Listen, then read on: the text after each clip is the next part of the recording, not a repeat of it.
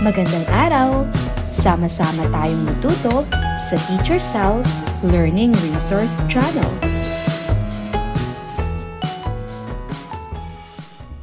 Revised K-12 Curriculum, GMRC 2, Quarter 2, Week 3. Ang ating paksa ay pagmamahal sa pamilya bilang gabay sa pagkikipagkapwa. Magandang araw! Bago tayo magsimula sa aralin, tingnan nyo ang nasa larawan. Ginagawa din ba ninyo ito sa inyong bahay? Sa araling ito, kayo ay inaasahang matutukoy ang kabutihang dulot ng pagiging tapat sa pamilya sa pamamagitan ng pagsasabi ng totoo at agad sabihin kapag may nagawang kamalian, pagkikipag-usap ng matapat at walang kasinungalingan. Ngayon, ating aalamin ang kahalagahan ng pagiging tapat, lalo na sa ating pamilya. Narito ang mga panutong dapat sundin. Babasahin ko ang sitwasyon. Mamili sa mga pagpipilian at sabihin ang nararapat na sagot ng bata sa sitwasyon. Si Ben ay napagsabihan ng kanyang guro. Kamakailan, dahil hindi siya nakikinig, tinanong siya ng kanyang nanay, Ben, totoo bang ikaw ay napagsabihan ng inyong guro? Ano ang dapat isagot ni Ben? Opo o hindi po? Tama, opo. Si Pepito ay may masamang pakiramdam, ngunit ayaw niya pang umuwi dahil may mahalaga pang gawain sa paaralan. Tinanong siya ng kanyang guro, totoo bang masama ang iyong pakiramdam? Ano ang dapat isagot ni Pepito? Opo. Si Magdalena ay nagdala ng maraming makulay na panulat. Mayroon siyang mga kaklaseng walang dala dahil hindi nabilhan ng kanilang magulang. Nagtanong ang kaklase, mayroon ka pa bang ibang makulay na panulat na pwede kong hiramin? Ano ang dapat isagot ni Magdalena kung mayroon siyang may papahiram? Mayroon po o wala po? Mayroon po. Narito ang ilang mga salita. Ating basahin at unawain ang mga ito. Matapat, nagsasabi ng katotohanan. Katotohanan, ito ay pahayag na nagsasaad ng ideya o pangyayaring napatunayan.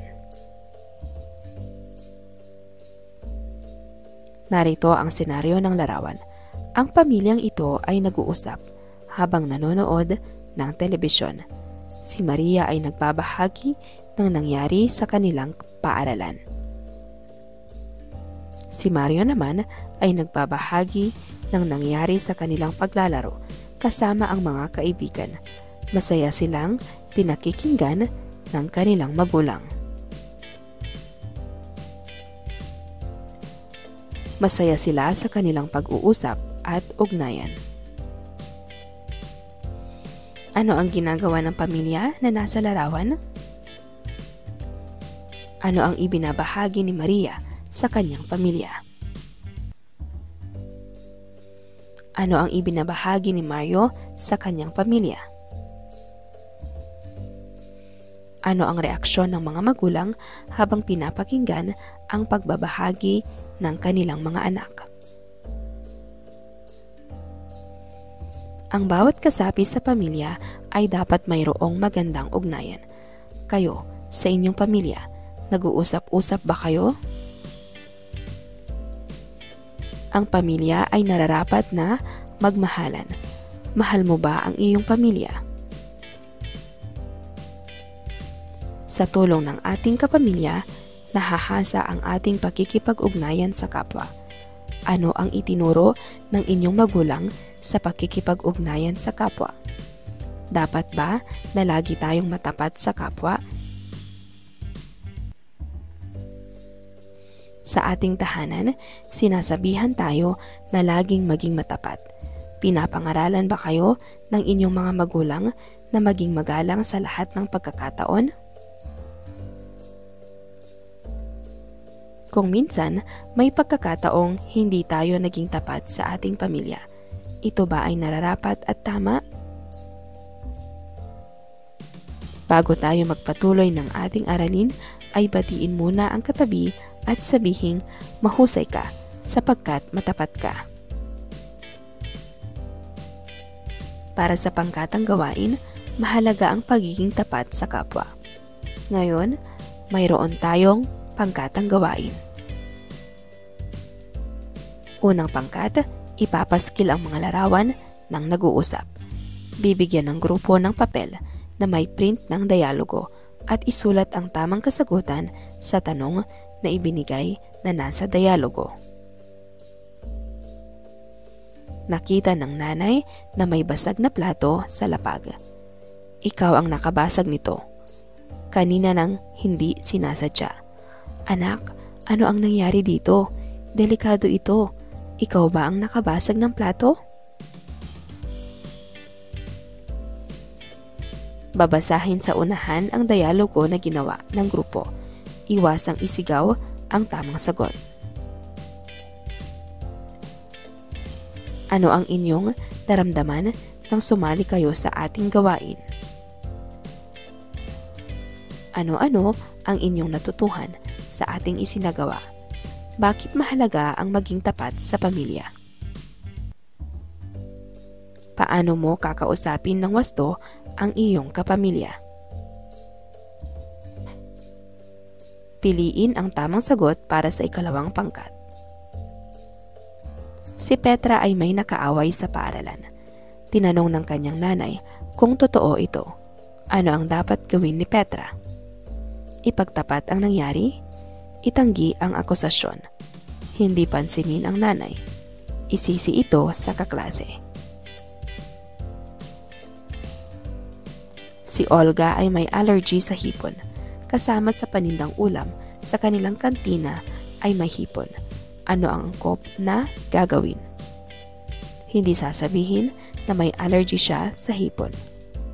Sasabihin sa tindera na hindi siya pwedeng kumain ng hipon dahil may allergy siya. Kumain pa rin ng may hipon. Ipakain ito sa kaklase. Si Kiko ay masakit ang tiyan, ngunit gusto pa rin maglaro ng basketball. Ano ang dapat niyang gawin? Maglaro pa rin ng basketball? Tiisin ang sakit? Sabihin sa referee na masakit ang kanyang tiyan. Mang-away sa kalaban na team. Si Katrina ay masakit ang ulo, ngunit gusto pa rin pumasok sa paaralan. Sabihin ito sa magulang o tagapangalaga para malaman ang dapat gawin. Huwag sabihin kahit kanino at pumasok pa rin. Mang-away ng kaklase dahil masama ang pakiramdam. Pumasok pa rin para sa baon. Si Pedro ay may napulot na pencil case. Ano ang dapat niyang gawin? Ibigay ito sa kaibigan bilang regalo. Iuwi ito para gamitin. Ibigay ito sa guro para ilagay sa lost and found. Paghati-hatian ang mga laman nito at ibigay sa mga kaklase. Narito ang mga susing sagot. Makinig ng mabuti sa aking mga tanong para sa ating talakayan. Ano ang inyong naramdaman habang isinasagawa ang gawain? Ano ang aral na natutuhan mo sa aralin?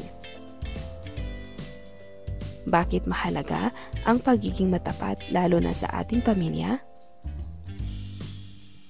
Paano makikipag-usap sa pamilya? Piliin ang letra A kung tama at B kung mali ang nasa pangusap at isulat ito sa iyong kwaderno. Si Melin ay may itinatagong kasalanan sa kanyang nanay. Mali. Si Rico ay hindi nagsasabi ng kasinungalingan. Tama. Si Obet ay laging nagsasabi ng totoo. Tama. Si Renald ay mahilig magbiro at nauuwi na ito sa panloloko ng kaklase. Mali. Si Emery ay nakokonsensya magsabi ng kasinungalingan. Tama. Pangakong maging matapat. Dahil alam nyo kung ano ang tama sa mali na gawain, gagawa kayo ng isang pangako. Ito ay tatawaging pangakong maging matapat. Kumuha ng isang bond paper. Ihanda ang Crayola, marker o mga kagamitang pansining. Susugin ang hugis ng iyong kamay. Isulat sa loob ng sinusog na kamay ang mga sumusunod. Ako si Patlang. Taong gulang. Ako ay laging magiging matapat. Ano ang inyong naramdaman nang ginagawa ang pangako? Bakit kinakailangang tayo ay maging matapat? Para sa ikalawang araw. Magandang araw. Halina't umawit.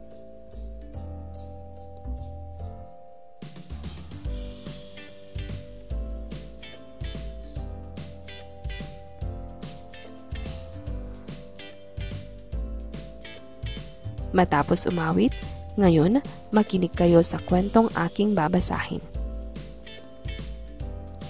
Si Peppa, Lina at Katrina ay magpipinsan. Mayroon silang kani-kaniyang kwento tungkol sa kanilang mga karanasan sa paaralan. Sila ay tinuruan ng kanilang magulang na laging maging matapat sa kilos at salita. Sina Peppa, Lina at Katrina ay dapat tularan. Magkaano-ano sina Peppa, Lina at Katrina? Sina Peppa, Lina at Katrina ay magpipinsan. Ano ang itinuro sa kanila ng kanilang magulang? Itinuro sa kanila ng kanilang mga magulang na maging matapat sa kilos at sa salita. Kakaya ka ba ni na Peppa, Lina at Katrina? Oo, kagaya ni na Peppa, Lina at Katrina ay gusto ko ring maging matapat. Mayroon ka rin bang mga pinsan gaya ni na Peppa, Lina at Katrina?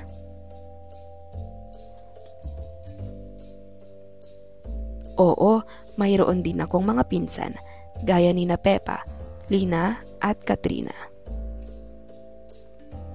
Ang magpipinsan ay matapat. Kaya rin ba ninyong maging matapat? Oo, kaya ko ring maging matapat tulad ni na Peppa, Lina at Katrina. Sa araw na ito, inaasahang mauunawaan ninyo ang wastong pagkikipag-usap sa inyong pamilya sa pamamagitan ng pagsabi o pag-amin sa nagawang kamalian na humihingi ng patawad. Pakikipag-usap ng matapat at walang kasinungalingan. Pagkatuto ng pakikipagkapwa. Matapat ako. Una, magbibigay ako ng tanong. Kung sino ang nakakaalam ng sagot o siya ang tinutukoy, itaas lamang ng kamay. Malinaw ba ang ating panuto? Sino ang palakaibigan dito? Paano ang makipagkaibigan? Maihahambing ba ito sa pakikipag-usap sa bahay? Paano mapapatatag ang pagkakaibigan? Kagaya rin ba ito sa pagpapatatag ng ugnayan ng pamilya? Narito ang ilang mga salita. Ating basahin at unawain ang mga ito. Matapat, nagsasabi ng katotohanan. Katotohanan, ito ay pahayag na nagsasaad ng ideya o pangyayaring napatunayan. Ating babasahin at susuriin ang kwento. Si Jeremy at ang kanyang sikreto. Si Jeremy ay may itinatagong sikreto sa kanyang pamilya at mga kaibigan. Ito ay ang kanyang kagustuhang sumali sa choir ng paaralan. Ayaw niya itong ibahagi dahil baka siya ay hindi suportahan. Isang araw, nadaanan ni Jeremy at kanyang magulang sa paaralan ang mga kasapi ng choir habang sila ay nagsasanay. Napansin ng magulang ni Jeremy na siya ay nakatitig sa kanila. Tinanong ng kanyang nanay kung ganoon na lamang ang pagkatitig niya sa kanila. Linakasan ng loob ni Jeremy ang sarili na ipagtapat sa kanyang magulang na gusto niyang maging bahagi sa choir. Natuwa ang kanyang magulang sa pagsasabi ng kanyang interes na makasali sa choir. Ano ang naramdaman niyo sa karanasan ni Jeremy? Ang ating mga interes ay hindi dapat inililihim. Ikaw ba ay may tinatagong interes? Ikaw ba ay matapat? Paano mo maipakikita ang pagkamatapat? Matutuwa ka ba kung may inililihim ang iyong kapamilya sa iyo? Sino ang iyong mga kaibigan sa klase? Nagtitiwala ka ba sa kanila? Tinuturuan ka ba ng iyong nanay o tatay na maging matapat? Ano ang iyong karanasan na maibabahagi mo sa amin ng iyong pagiging matapat? Isulat ang letra ng larawan na nagpapakita ng batang nagsasabi ng katotohanan at isulat ito sa iyong kwaderno. Larawan ng batang umaamin na nabasag niya ang baso. Larawan ng batang itinago ang nabasag niyang plato.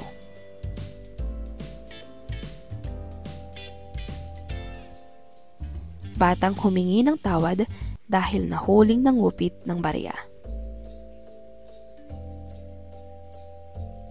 Batang umamin na siya ang nakatapon ng juice sa hapagkainan. Batang ayaw umamin na siya ang naunang makipag-away sa klase.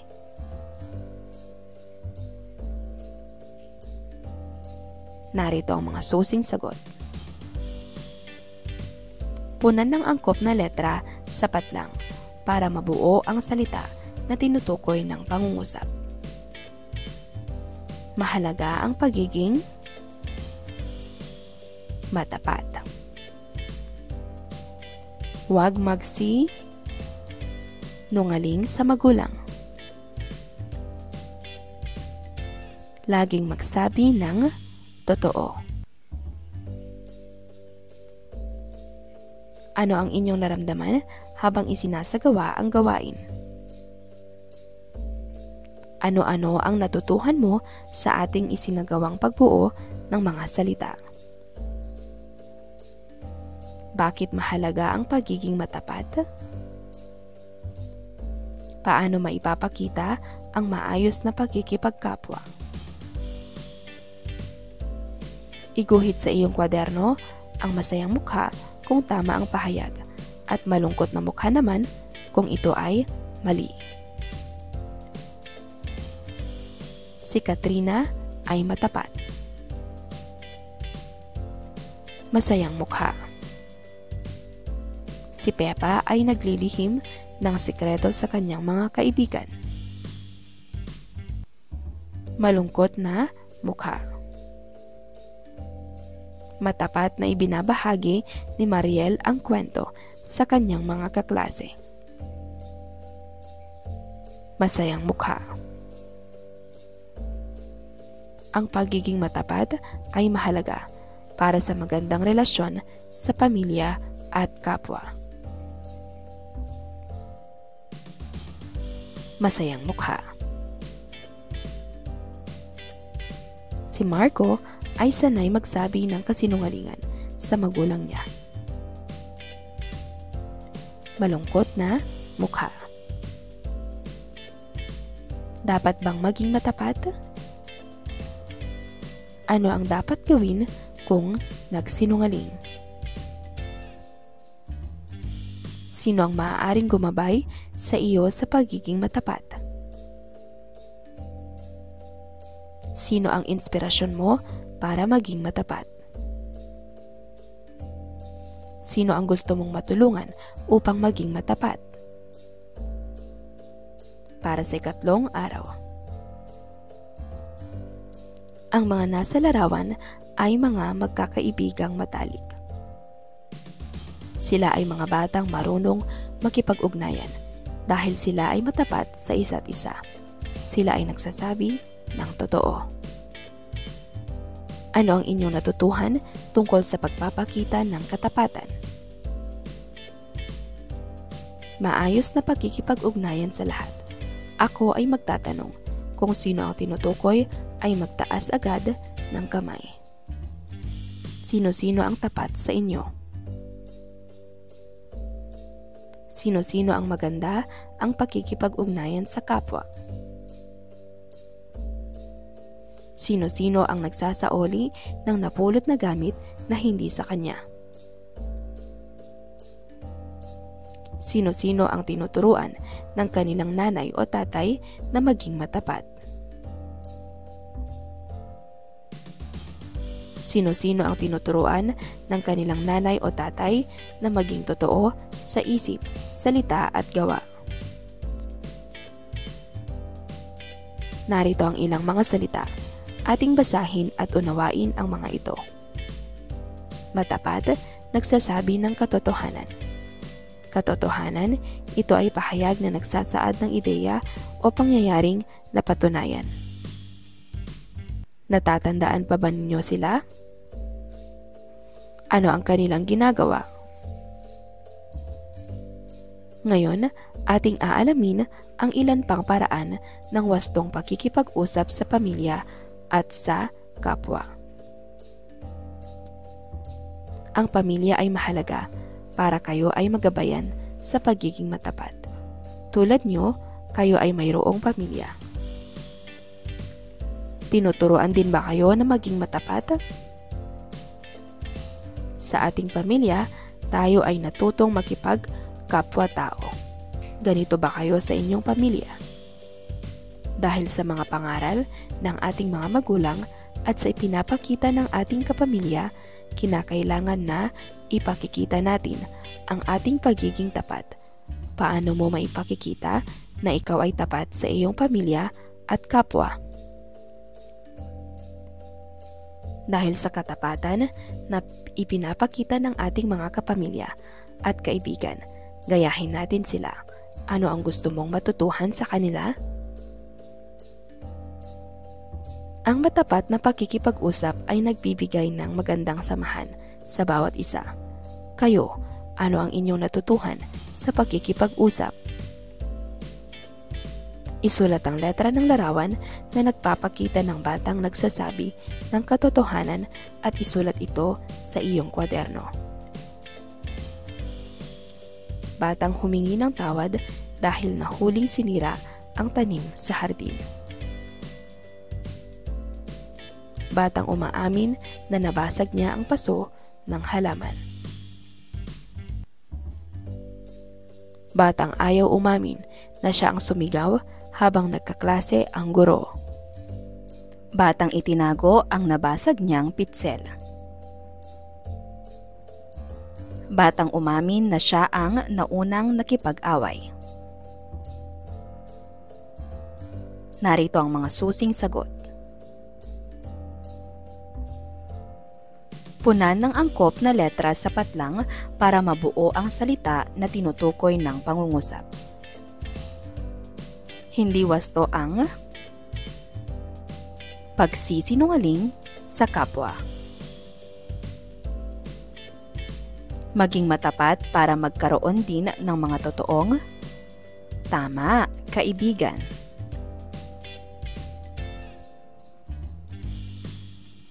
Hindi wasto ang pagkukubli ng katotohanan. Iguhit sa iyong kwaderno ang bituin kung tama ang pahayag at buwan kung mali. Si Marco ay madalas makipag-away sa paaralan dahil mahilig siyang gumawa ng kwentong hindi totoo.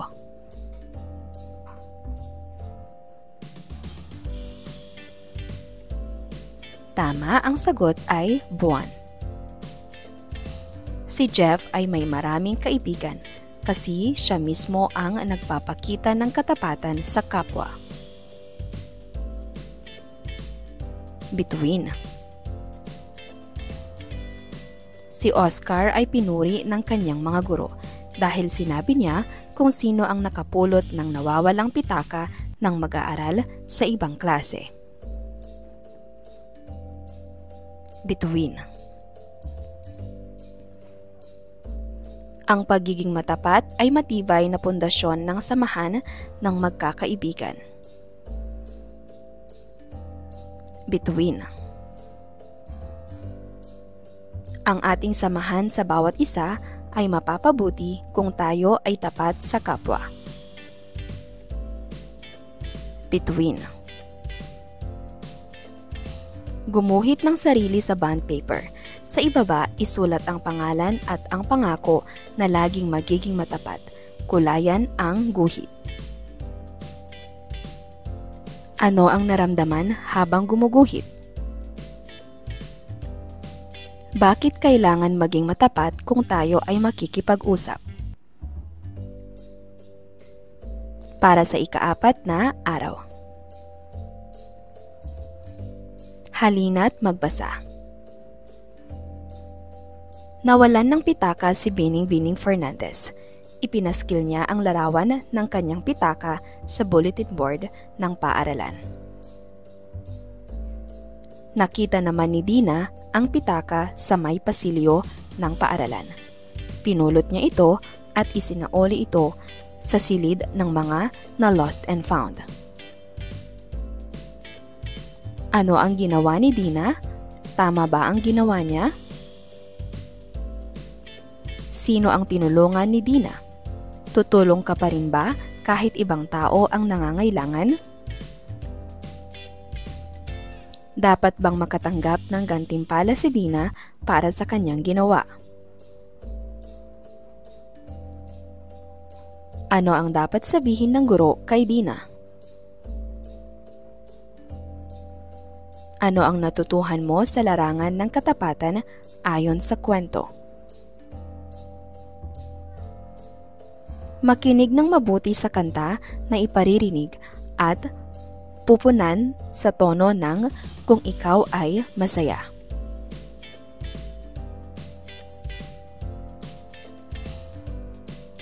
Narito ang liriko ng kanta.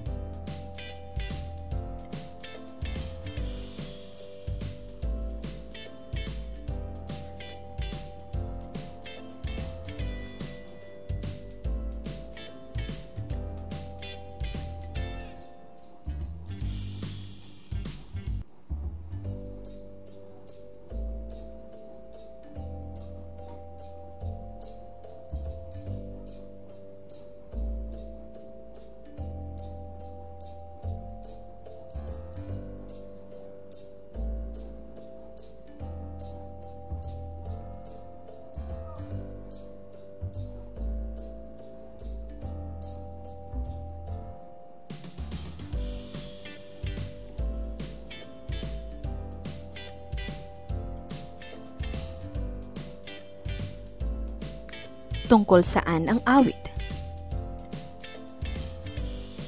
Ano ang inyong naramdaman habang pinapakinggan ang awit? Narito ang ilang mga salita. Ating basahin at unawain ang mga ito. Matapat, nagsasabi ng katotohanan. Katotohanan, ito ay pahayag na nagsasaad ng ideya o pangyayaring napatunayan. Basahin ang maikling tula. Katapatan, tula ni Maribeth C. Tamco.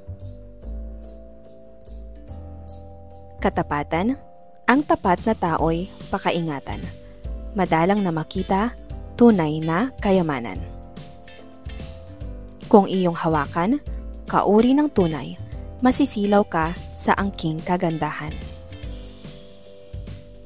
Ang kislap niya'y laging nanlilinlang. Ang tapat sa iyo'y ariing yaman, bigay na biyayang pangmatagalan.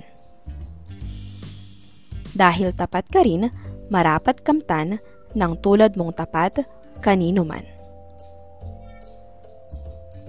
Manatiling tunay at pinagkakatiwalaan, yan ang yamang di mananakaw.